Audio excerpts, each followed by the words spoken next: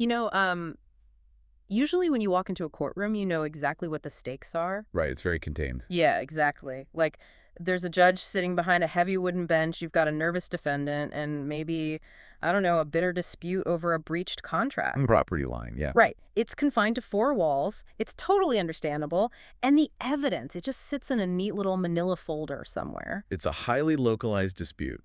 The scope is defined, the laws are written down in a book, and the consequences are entirely manageable in the grand scheme of things. But then you encounter a framework where the courtroom isn't just a room downtown. No, not at all. The courtroom is literally the entire universe. Yeah, it's a massive shift in perspective. And the evidence being presented to the jury, it isn't a legal document.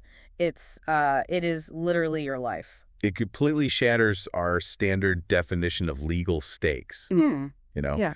Suddenly we're looking at a cosmic trial where every single human decision carries unimaginable weight. And that massive, mind-bending scale is exactly what we are getting into today. So welcome to the deep dive. Glad to be here for this one. We are stepping into a really fascinating, highly complex theological blueprint laid out by a YouTube channel called ArcLife. Right, specifically episode 2 of their Bible study series. Yeah, presented by a speaker named Rich. Now, to be incredibly clear right up front for you listening, we are not here to take sides. Absolutely not. We aren't endorsing this specific theology, we aren't getting political, and we certainly aren't here to preach at you. Right, we are looking at this strictly as a massive cosmic thought experiment. Exactly. We want to impartially analyze how this specific narrative framework attempts to answer the absolute ultimate question, which is, why are we here? It's an incredibly ambitious narrative, to be honest. Yeah. It takes the absolute vastness of existence, the nature of evil,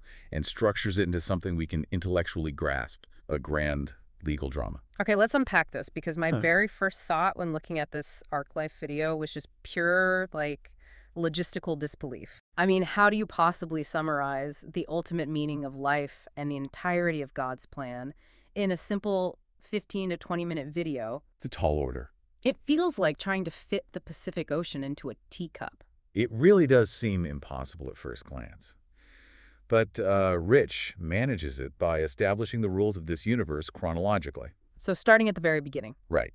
To understand humanity's role in this framework, we actually have to rewind the clock way, way back, before the Earth was even a concept. Okay. We have to look at the original cast of characters, starting with God and the angels. Let's start there then. ArcLife defines God fundamentally as three distinct beings in one. So the Father, the Son, and the Holy Spirit. The classic concept of the Trinity, yeah. Right. And Rich uses this really accessible analogy that I think helps ground it before things get, well, too wild. The water analogy. Yeah. He compares the Trinity to the three stages of water. You have ice, you have liquid water, and you have vapor. Which is really helpful. It is, because you interact with a solid block of ice very differently than you interact with steam, right? But fundamentally, at a molecular level, they are the exact same substance. It's a highly practical way to visualize something that's inherently abstract. It establishes that the creator isn't just a solitary force. Right. It's a unified relational entity. Exactly. But I got to push back here for a second. If God is already this perfectly unified community of three in one, what prompted the creation of anything else? That's a great question. Like, why make a massive hierarchy of angels in the first place? Well, according to the source, it's because of that inherent relational nature. The framework suggests that love and relationship are the foundational driving forces here. So wanting to share that existence. Right. God desired to expand that relationship, to share existence with other conscious beings, and that leads to the creation of the heavenly host. And this is exactly where the comforting water analogy completely drops off for me. Well, for sure. Because we're introduced to these angels, and they are not the familiar pop culture babies with little white wings playing harps, you know? Not even close. I mean, Eh. in this framework, angel simply translates to messenger. It's a job title. Right, it's a function, not a biological description. Under that broad umbrella, you have very distinct, complex entities. You have the seraphim, the cherubim, the living creatures, and the watchers. We really need to break those down because the visual details ArcLife pulls from the biblical texts they're wild. They're essentially terrifying alien entities. Yeah. They are described as having eyes all over their bodies. They appear as like wheels within wheels covered in fire. And their roles are just as intense. The seraphim are described essentially as the burning ones. Wow. Yeah, positioned closest to the intense presence of God. The cherubim function as fierce guardians, and the watchers observe and carry out cosmic decrees. What's fascinating here is how this terrifying imagery really sets the stage for the rest of the narrative. How do you mean? Think about the implications. If the beings in God's immediate presence look like incomprehensible, multi-eyed, flaming gyroscopes, Right, which sounds terrifying. it immediately tells you that the universe being described is vastly more complex, untamed, and frankly more dangerous than our sanitized versions of heaven. It's not just clouds and harps. No, it establishes a hierarchy of immense raw power. This isn't a boring realm. It's a hyper-advanced reality operating on physics we can't even fathom.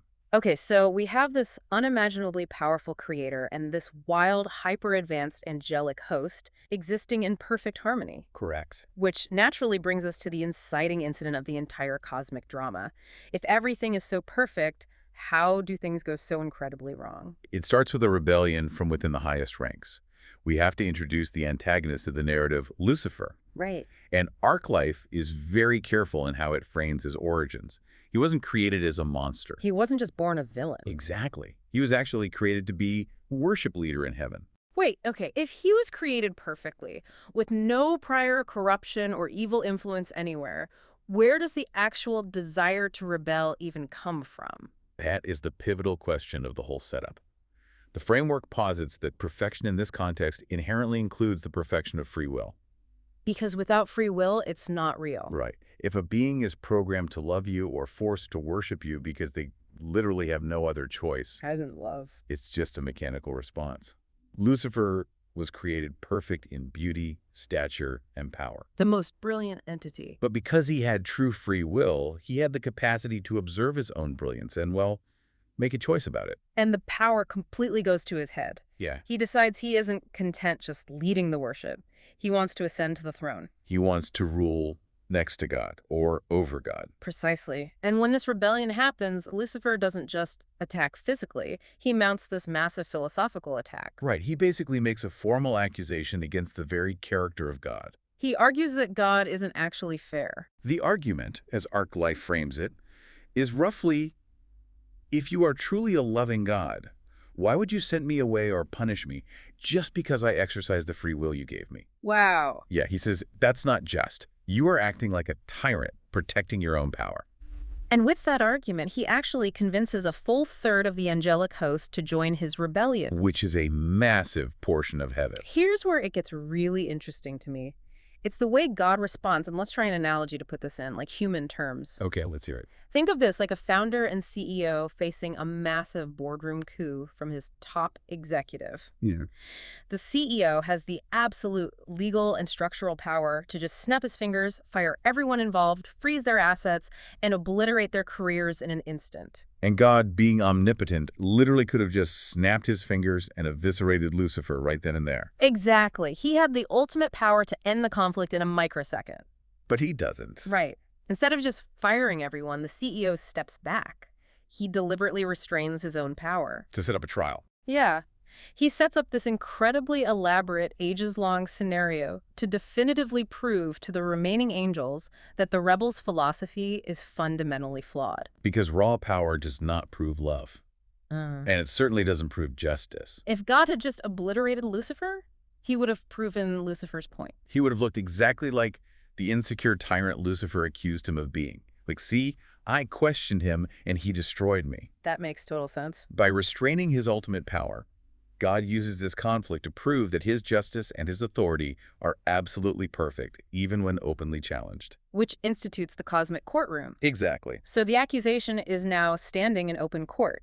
Satan has filed a cosmic lawsuit against the creator's character, but a trial is completely meaningless if you don't have any evidence to present to the jury. Right, and you can't just use the angels who already agree with you as your only proof. That's biased. Exactly. To settle this dispute without resorting to, I'm God and I said so, the courtroom needed a new variable. A neutral party. A neutral party, acting independently.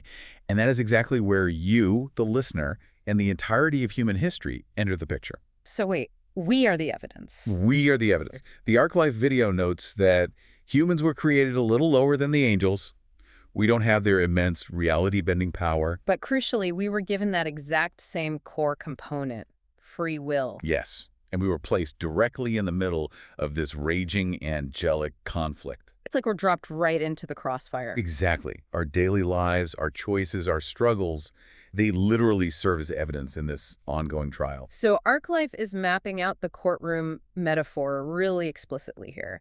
You have God sitting as the judge. Right. Satan is the accuser or the defendant. The fallen angels are the witnesses for the defense. And human believers are the witnesses for the prosecution. And we need to emphasize why human free will matters so much in this specific legal context.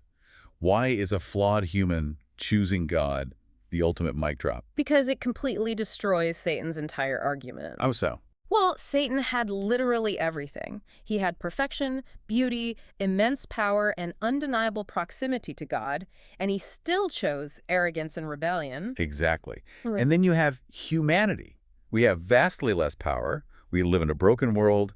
We experience disease and heartbreak. We can't even physically see the judge we are supposed to trust. Right. And yet, when a human being in the midst of that suffering freely chooses to trust the Creator, not out of robotic programming, it exposes Satan's rebellion for what it is. Completely unjustified arrogance. Exactly. Wow. Okay.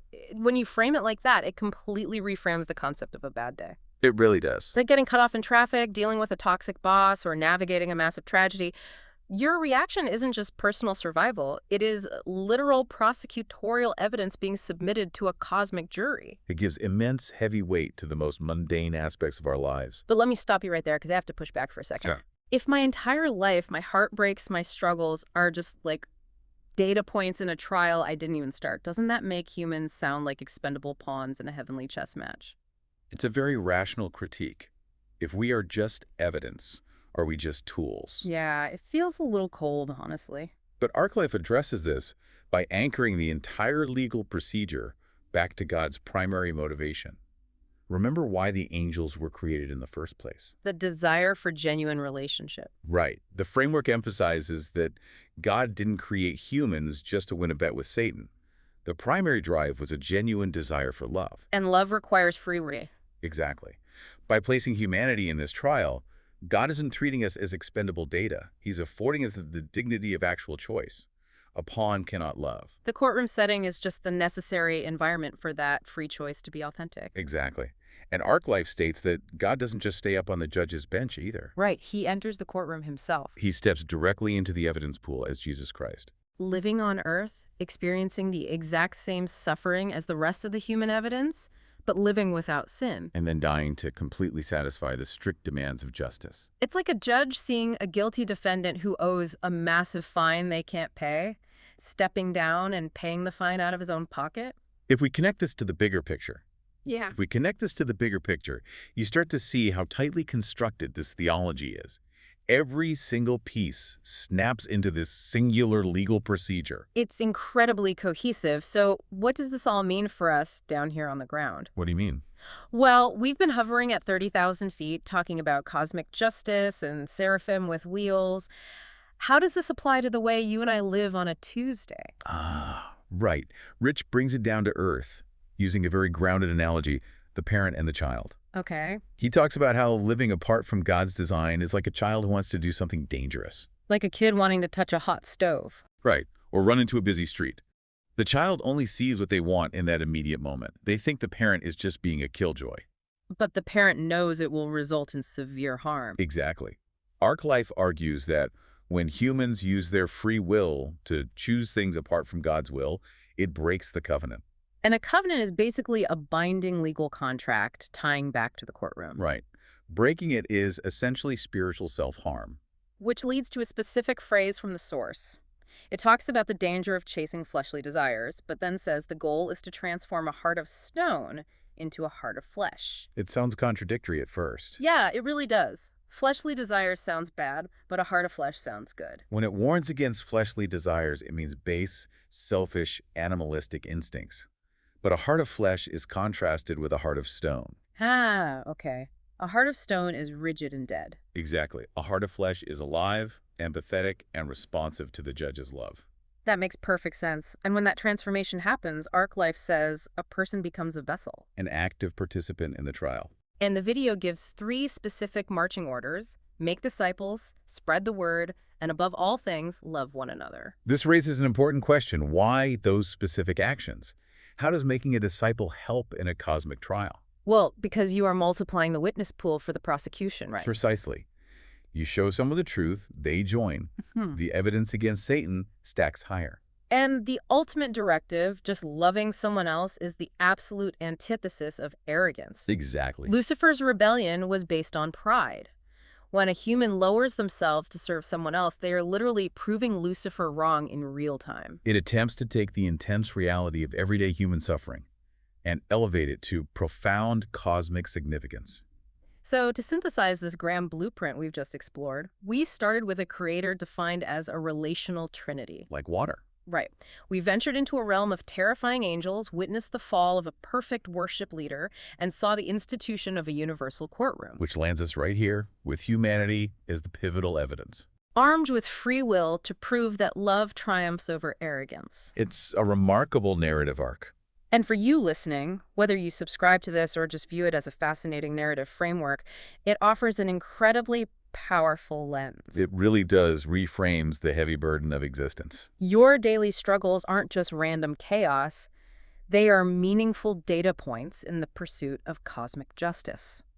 It certainly leaves us with a lot to chew on. In fact, looking at it purely as a thought experiment. Yeah. If the entire defense of the universe relies so heavily on human free will, what happens if humans eventually use that free will to create truly conscious artificial intelligence? Oh, wow. Will humanity one day find itself sitting on the judge's bench in our very own cosmic trial, testing the loyalty of our own creations? Will they become our evidence?